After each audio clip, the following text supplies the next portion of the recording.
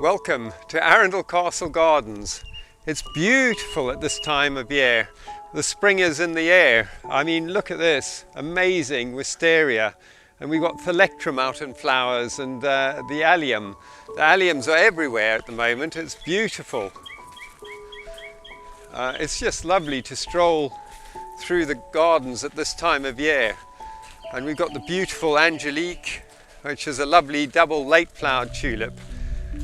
And now we're just going to walk through these wonderful, wonderful borders, which we call them the Cathedral Borders. And through here we've got cardoons. These are artichokes, and they're known as cardoons, and they're beautiful flowers. Where we've even got tree peonies coming out. And we've got a wide range of tulips, which are the later flowering tulips.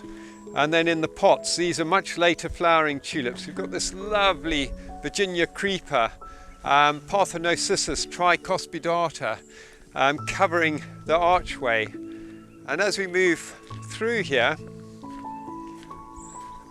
we're walking into our beautiful, soft English herbaceous borders. And again, we have some lovely tulips. We've got White Triumphata, Angelique and Avita. So these are much later flowering tulips, so we always have an extended period. And then we're walking into our lovely English herbaceous borders. I just love English borders. So all the plants here, things like Nepeta, Nepeta Walker's Low, and we've got Alchemilla. And we've also got perennial geraniums, and these all just flow and cascade onto the path. And then as the season goes on, we then get the Thalectrums coming out.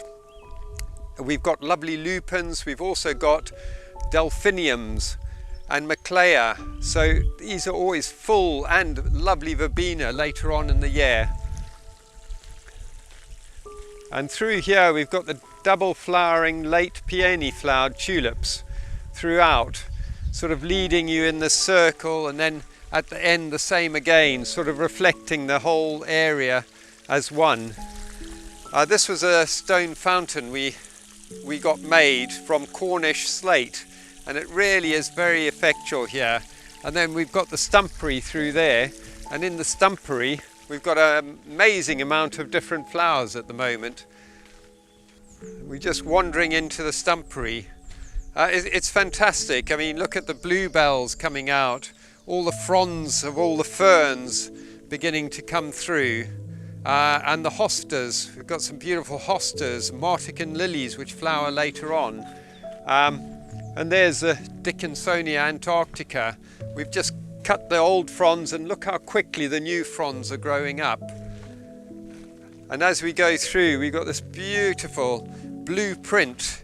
That's one of the Sissinghurst irises, flag iris, beautiful. And then we've got black parrot tulips coming through, and they're a much later tulip. And a peony, another 2 weeks, that peony will be out in flower. So it's quite an unusual stumpery, but great fun. And the echiums, towering echiums everywhere. And what's great about echiums, they only live they're biennial, so they only have 2 seasons. But what's quite interesting is their first season, they have huge leaves but don't flower. Their second season, like now, they flower, look majestic and amazing, and then they seed, and then they die. But then they put so many seeds, they spread everywhere, and then you can take the seeds and plant them somewhere else. So amazing, and the bees absolutely love the echiums. We're going into into an area we call the Wildflower Garden. So at this time of year we have en masse tulips, but at a later date these are all going to come out, and they will be dried and stored, and then we're going to seed this with annual wildflowers. And literally in 3 months' time, you'll see, even 2 months, you'll see a total transformation where we have beautiful wildflowers which will be in full flower. One of the most important wildflowers in this garden will be Phacelia, which attracts all the bees and the butterflies. We always like a bit of fun in the gardens, so one of our volunteers, not doing too much today. Now we're going into the wonderful organic kitchen garden, and throughout here you'll find fruit, flowers and veg, and these are the wonderful apples, nearly all Sussex varieties of apples, things like Egremont russet, but beautiful, beautiful blossom. And then we've got all the Mysotis running around the area. Here's another type of apple which is called Peasgood nonsuch, and Peasgood would be at least half the size of a football. They become massive, very good cooking apple. And what's so nice about this is as we walk around we can actually look back on the herbaceous borders. So if we walk through here you'll see the look from a different angle.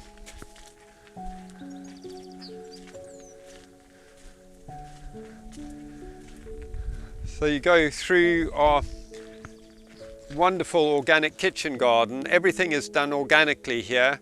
So you can see the carrots are sown in amongst the garlic. The carrot fly hate the smell of onions and garlic, and the onion fly hate the smell of carrots. So it works really well. But if you look through here, you're looking now at the wonderful English herbaceous borders from a different angle, and it looks stunning. It's beautiful at this time of year. Everything's always very busy at this time of year, and as you can see the cold frames are full of plants, and this is what we call a hardening off area.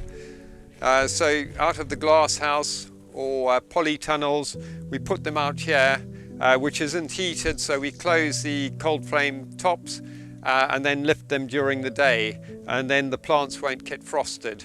But it also gives them time to adapt to a sort of colder temperature, so they're not going straight out into the ground. We're just coming up now to Izzy, who's hard at work, and she's the organic kitchen gardener and does all this fantastic work in here. And she's putting kale in, and she's got these were all grown earlier and they're going to be planted up now. And what's really lovely about this garden, it's not actually all done in the normal way. So it's mixed with fruit, flowers, fruits and vegetables together, but the flowers bring in all those beneficial insects. So it's really beneficial to the garden, and because it's organic, it's a very good way of controlling pests. And now we'll wander through the apple orchards, which just look wonderful at this time of year. And we just around the circle here where we've got our angel lead pond, there's a wonderful arrangement of chives. We've got thyme, different herbs surrounding here, lavenders. So it's a wonderful thing to be able to pick a whole load of herbs and then take them to the kitchen. And now we've got a bit of sunshine, even better still.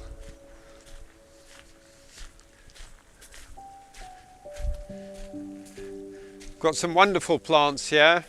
We've actually got an Eremuris lily, which is quite early, but it's in flower now already. And we put some extra Eremuris lilies through, so it's going to look stunning in a few weeks' time. Camasias, alliums, lupins, all beginning to come into their own. And this is beginning to really come on leaps and bounds, where we've got these beautiful bow tie beds of later flowering tulips, where we've got Passionale, Mistress, Pulchera, Gascoigne, and these are Allium Christophii. They're just beginning to show their heads, but that's through the lavender. So those Christophii will come out of the lavender and end up looking like hot air balloons. And we've already got some of the white alliums coming into flower. We're coming into the Peony flowered garden. And you can see the heads. I mean, that's amazing heads on alliums. And then we've got the peonies just beginning to form some beautiful heads. So there'll be a lovely combination in about 3 weeks' time of peonies, white alliums, purple alliums, and it'll look stunning throughout here. We've also got Jackmanii clematis, which are climbing way up here and have beautiful purple flower.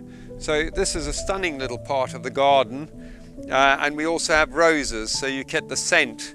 I mean, there is actually, what's amazing, that really is early. I mean, look at that peony, it's just beginning to open.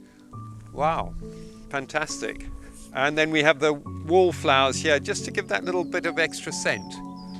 Now we're just walking through the amazing 1852 vine house.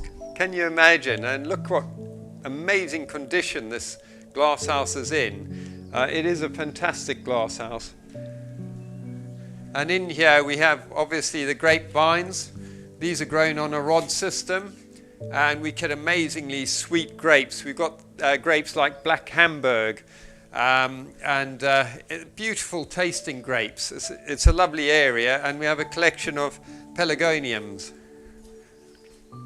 And then into the second glass house, which is attached, we have the peach house, and you can actually see the peaches forming. And these are the donut peach. So they're different names for it. And then we have the more classic, sort of more English style peaches. So again, this is where we put the sweet peas, but the change in the garden is changing so rapidly. We've got the centaurea, we've got the delphiniums shooting out of the ground. The sweet peas are beginning to take and climb up the brash sticks or the pea sticks. And so this garden just changes day by day. We've got the Alchemilla mollis, which is like a hedge surrounding it. But I mean, wow, look at that centaurea. And this part of the garden, what we use it for mostly is just this little section is for little posies which go in the bedrooms of the castle, because it's so easy to make them. So in about 5 weeks' time, I'll have centaurea, Alchemilla mollis, the sweet peas will be in flower, and you can make a posy. You can actually do posies literally within about, they only take about 2 or 3 minutes, and then they go into small vases in the bedrooms, which is wonderful because all your plants are in this one area, so you're not having to run around trying to find cut flowers from every different part of the garden, which is a great help. And then in the back we've got our last of the tulips, like got some amazing tulips there, White Dream, Angelique, Francoise, and they'll be over probably in a week's time, but it's lovely to still see some of the later flowering tulips out.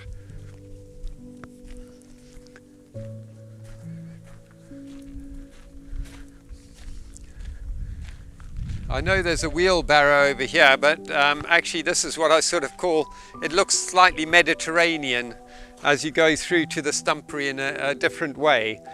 So I really like this sort of section of garden looking up at the cathedral. And now I think we can walk through some of the tropical borders.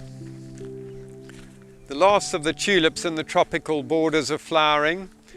So we've had Firework, Fly Away, beautiful Sundowner.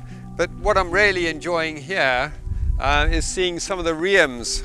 These are artificial rhubarb, and look at the size of that with a stunning flower. But everything in the herbaceous borders are growing so quickly, or tropical borders. But what we'll do here in this a bit later on, in a month's time, we'll be planting out canna lilies.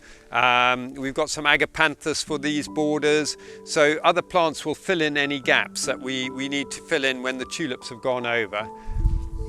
And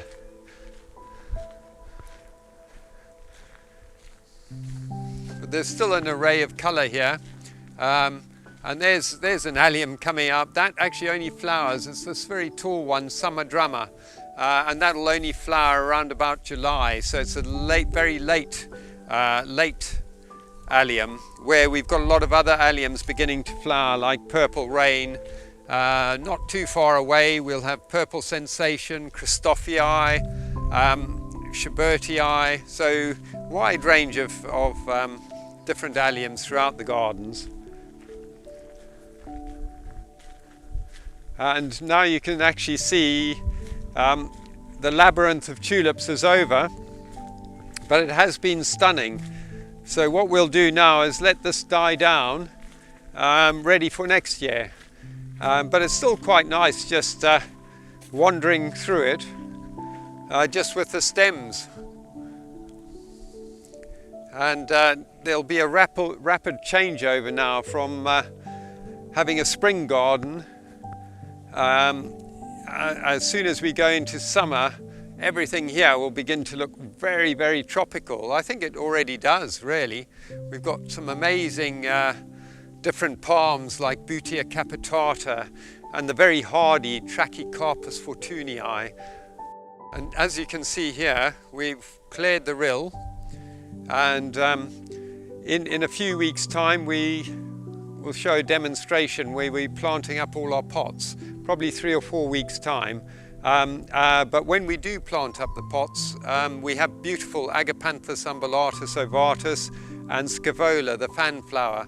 And it's fairly instant because our Agapanthus, we overwinter in polytunnels and they're already nearly in flower.